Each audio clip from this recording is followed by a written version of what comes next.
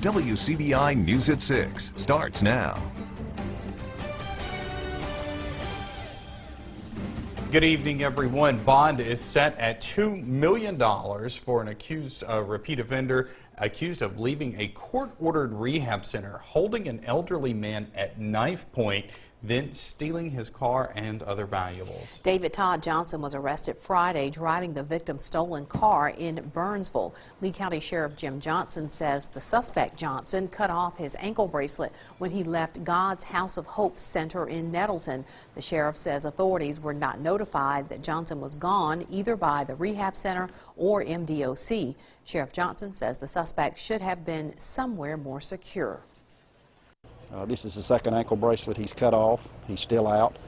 He was indicted and convicted as a habitual offender, which should have had him in prison serving day for day, which that hadn't happened. He's violated probation I don't know how many times. And something has got to change to where we feel safer in the community. I know it cost a lot of money, but you know, somebody owes this victim an explanation of why this guy's out. Now, God's House of Hope Director Amy Shook says the ministry is not a jail and does not force anyone to stay there. She says ministry officials contacted authorities Friday morning when they realized Johnson had left. She says right now they have 32 people going through the 6-month faith-based program. A Monroe County woman is accused of hosting a party where minors were drinking alcohol. 38-year-old Brandy Lee Meisenholder is charged with one count of violating the social host law. Mississippi law holds adult property holders accountable for parties where juveniles are drinking alcohol. Monroe County Sheriff Cecil Cantrell says around 300 young people were at Saturday night's party off of McDuffie Cemetery Road. A lot of them were under the 18 years of age, and the rest of them were older than that. I called the parents of most of these children myself and told them to come get their child. And they just couldn't believe that their child was doing that, but they were. The sheriff wants this to be a reminder for parents to know what their children are doing. It's been almost a week since a bank robbery turned to homicide in Manatee. Now the residents of that small town are finding ways to deal with the tragedy. Our Jory Talley takes a look at the healing process. She joins us in the studio with that story tonight. Jory. Audrey and Joey, this morning Farmers and Merchants Bank opened its doors for the first time since last Wednesday's shooting. Residents and businesses are still trying to let the shock settle while they mourn the loss of a friend and fixture at the bank, Judy Guin. These bank doors have been closed until today after last week's shooting took Judy Guin's life away. It was different not seeing her face because she always had a smile for everybody. A smile that coworkers and residents will miss. I know it'll still be hard for them. The employees were really rattled by it, but we're going to make it through it. And that's what the bank being open says, is that we're here. We're going to stay here and we'll make it. The Manatee Police Department has been reaching out to business owners. Seeing if they have any concerns, explain to them that we're here for them. We'll be here, and just trying to talk to people and see if they know anything that we can do to help them. Banana Box Grocery Assistant Manager Donna Prine was working when the shooting happened and says Miss Judy was well-liked, soft-spoken, and always smiling. She was a real sweet, really good Christian lady. You know, everybody loved her. You know, here we called her our Milliella lady. She came in and, you know, just about every Wednesday. This resident says it's still tough when she comes to town and sees the bank, but it's even worse when she goes home because she's been neighbors with Judy Guin for quite some time. It's different going by their house too, because then, you know, I'm used to seeing her out in the yard and all that stuff, so it's really going to be tough being neighbors. Itawamba County Sheriff Chris Dickinson says the investigation remains open. Audrey and Joey. All right, Jory in our studio with that story. Tough road ahead for them, for sure. No doubt. All right. Time to turn things over to Chief Meteorologist Keith Gibson, who joins us with a first look at your forecast. Keith? Joey and Andrea, right now is a mix of sun and clouds across the area of Columbus. And let me get out of the way. There's Tupelo right there. Some high clouds out there. We are looking at warm conditions, but just a little stripe of some of those high clouds across northern parts of our area right now. Temperature-wise, low 80s for you in Tupelo with some of those clouds. More sun farther south, mid to upper 80s still at this hour. Tonight would be a good one to get out there, fire up the grill right there, maybe a steak or something like that. 80s, then 70s, then some 60s later tonight. Full forecast in just a few minutes. All right, thanks, Keith. Governor Phil Bryant meets with representatives of the forest industry for the first time since budget cuts to the Mississippi Forestry Commission. $2.6 million and 75 jobs will be cut from the commission. The reorganization will also consolidate the current 7 districts into 4 larger districts. Forestry is a vital part to Mississippi's economy, accounting for almost $13 billion each year. Despite these cuts, Bryant is still confident that MFC will be able to run efficiently. We'll get back in the woods. We'll continue our harvesting. We have some amazing sawmills, plywood plants that are here in Mississippi. So not only getting the trees out of the woods, but that value-added processing and export is what we're looking at just now. The reorganization goes into effect July 1st. Well, a worldwide conference focusing on forestry finds its way to Starkville. WCBI's Parker King joins us live in the studio to tell us why representatives from several countries are converging on the Golden Triangle. Parker? Andrea, Joey, this is the 71st Annual Forest Products Society, or FPS, International Conference. Normally you would find this in a larger city, but because of the impact Mississippi has on the global lumber industry, these reps from other states and other countries are brainstorming in our area about the future of the industry. For the next few days, forestry leaders from 17 different countries will be discussing the future of forestry. We bring together industry and academics and government people as well at the federal, state, and local levels. And we really talk about a number of different areas, the whole spectrum that deals with wood products and forest products. It may seem strange that a conference like this would be held in our area, but the impact that the state as well as Mississippi State University has on forestry community might surprise you. We use 4% of the land to supply 19% of the pulp and the paper and wood for the rest of the wood. So Mississippi forest product industry is very, very efficient.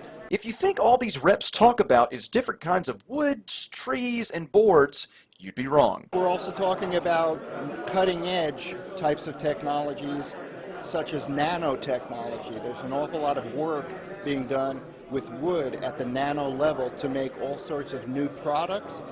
Even batteries can be made from wood now. Events like this help get industrial leaders from around the world on the same page to advance the future of forestry. So it's important for us to learn from each other what different people are doing in different countries and what kind of innovations they have in technology, especially in their specialty of research, and take that back to their home country to really improve the production processing. And the FPS is the largest forestry society in the world with almost 1,000 members. The conference ends on Wednesday. Andrea, Joey, back to you. All right, thanks, Parker. Some familiar faces are trading in public service for food service in Tupelo tonight. It's a good meal and a good cause when we come back. Welcome back, everybody. Local notables are waiting tables at a popular Tupelo restaurant this evening. It's part of an annual celebrity wait night for St. Jude Children's Research Hospital. Yeah, and our Allie Martin is standing by live with more. Allie? All right, we are here at Harvey's in Tupelo. I've got some celebrity waiters with me. There's Dennis Nolan, the mayor of Tupelo, Sam Ferris, Jordan Daniel. We have 2 St. Jude patients here. Dennis Nolan, tell me, what are you doing out here tonight? You're not selling cars right now. No, right now I'm waiting tables. I'm taking away dirty dishes and refilling tea and water and getting drinks for people, and I'm having a ball. This is a wonderful cause. This is one of my favorite all-time things to give money to. It's been a blessing in my life just from knowing what St. Jude does. And it's I recommend, if you're watching right now, get on out here. And if whatever you're thinking you need to give, add a 0 to the end of it. And if you, if people, I don't know where my bell went, but if you give like $100 tip, you're going to get a cowbell rung. And all tips go to St. Jude tonight. Of course, Sam Ferris is a former St. Jude patient. Jordan Daniel, we run in the half marathons. Look, we got the mayor out here, and we want to present to Harvey's and eat with us a St. Jude medal. That's from our last medal right there. So thank you all so much for doing this. Thank you very much. All right, you have until 8 o'clock to come out here and look right here what Jordan has. A genuine Dak Prescott autographed football. He's that quarterback with the Cowboys. You can bid on that till 8 o'clock tonight. We're going to throw it back to you in the studio. For now, we're in Tupelo. We'll see you later. All right. I bet that football is going to be a popular item tonight. Probably so. Weather-wise, we're doing okay around here. Look at this. We actually have some rain on the Memphis radar site coming on into Arkansas.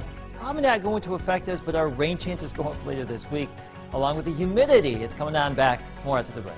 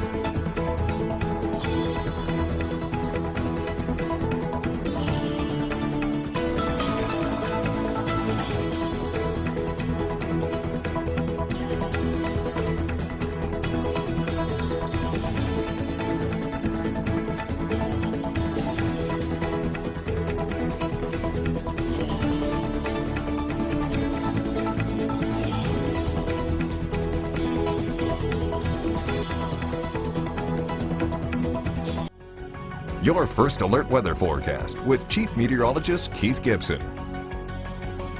We had a cool start today. Check this out in Tupelo, 59. Now, that's not a record. The old record was 49. The average, though, is 70 this time of year, and I was out there soaking up that nice dry air this morning. Absolutely amazing. Down to 55 in Oxford again this morning. Very heavy dew out there. Not frost. It looks like frost, but just some dew out there. We're going to be comfortable again tonight. Not quite as cold, I don't think, but still very nice and pleasant. Low 60s for the most part here in northeast Mississippi and west Alabama. Now, tomorrow, your Tuesday, we start out in the upper 60s to around 70 already at 8 o'clock, but maybe, this is a stretch, maybe a light jacket if you're out, let's say 5 in the morning, but for the most part, it's summertime, you don't have to worry about that. 81 by noon, give or take, mid-80s to possibly upper 80s tomorrow afternoon.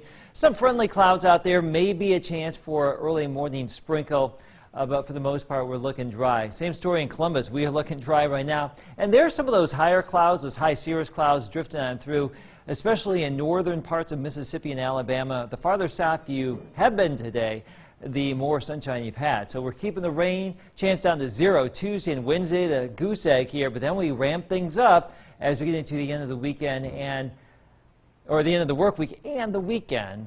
Unfortunate timing if you are extending the weekend out for 4th of July, maybe some wet weather. But tomorrow, we've got the heart icon there for the Muggy meter map here. You can see, and then our happy face is shedding a tear starting Wednesday and Thursday as that humid air comes back in from the Gulf of Mexico. Okay, here's what's going on right now. We're all quiet here. We're looking upstream. There actually are some showers and storms up there not too far away, but those will be moving just to our northeast as we go throughout the course of the evening and overnight hours. So again, I said there could be a stray sprinkle somewhere here across far northern Mississippi later tonight, but I think most of that moisture is going to be just to our north.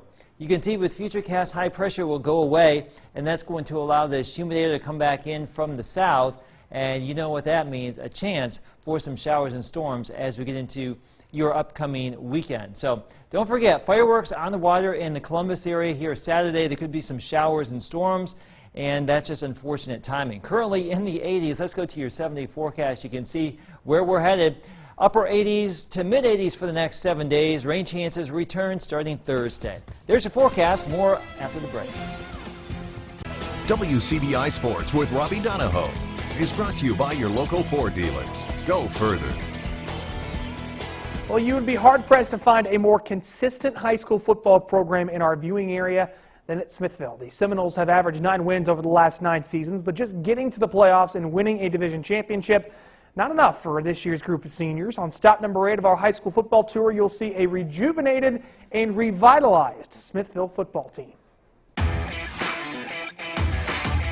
WCBI's 60 Schools in 60 Days is brought to you by Toyota, Let's Go Places, and Emerson Animal Hospital, where your pets are family in West Point. 51, 52, 53, 54, 55, 56. There's a new energy at Smithville for 2017, and it's all from their new head coach. Michael Campbell takes over the Seminoles, and the former Tupelo and New Hope offensive coordinator brings a fire and enthusiasm to a team that's eager to get back on the field. Coach Campbell, I like him. He's a yeller. He likes to get us motivated, and I think that's what we need this year. He's going to be able to push us hard. He's going to push us a lot more than what we're used to here, and he expects a lot out of us, and I respect him very much. He's a good coach. I'm an intense person, and that just spills off into the guys. I feel like, you know, you got to be who you are as a coach, and they kind of take on that personality. Spend a few seconds at a Smithville summer workout, you'll see that intensity on full display, as the Seminoles have taken a liking to their new head coach. Despite losing a strong senior class from last year, it's all about this year's team embracing that W word, work. We have a new coach. We have some new faces. We lost a lot of old faces, but I definitely think we're ready to outwork other teams, and that's what's going to put us over the top. We work together. We got a good offense, got a good quarterback, Cameron Warlaw. He loves to pass the ball. He throws it pretty good, and we got pretty good running backs, so we should be able to run it down the throat. I think it's the hard work and effort we put in.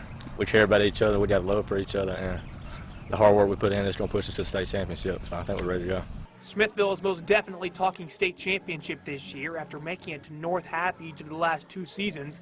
There's a certain team the Noles would love another crack at on their way to a gold ball. I do want another shot at Simmons. I want to put something in their face for them to come up when we play them next time, so hopefully we'll see them again. Our goal is to win the division, and then I told them if they do that, then anything is possible. I've got guys that don't have a ton of experience, but they've got big game experience, and so I've got guys coming back that are used to the lights, they're used to Friday nights, they're used to varsity football, so you know, it's been a smooth transition so far. Coach Campbell's Seminoles will be on full display when the season kicks off Friday, August 18th at Belmont. With Smithville on the high school football tour, Robbie Donahoe, WCBI Sports. 60 Schools in 60 Days with Smithville High School was brought to you by Monroe County Farm Bureau, Larry Clark Chevrolet Buick GMC Cadillac, and Cleveland Moffitt Funeral Home. And Coach Campbell, nice enough to give us one of these Smithville helmets, so you will definitely be seeing this on the end zone this year. So, hey, we've got a total of 9 helmets. If you have a helmet, we're going to be on the tour. Give one of us, and we'll show it on the end zone throughout the season. That's it for sports. Last look at your forecast is next.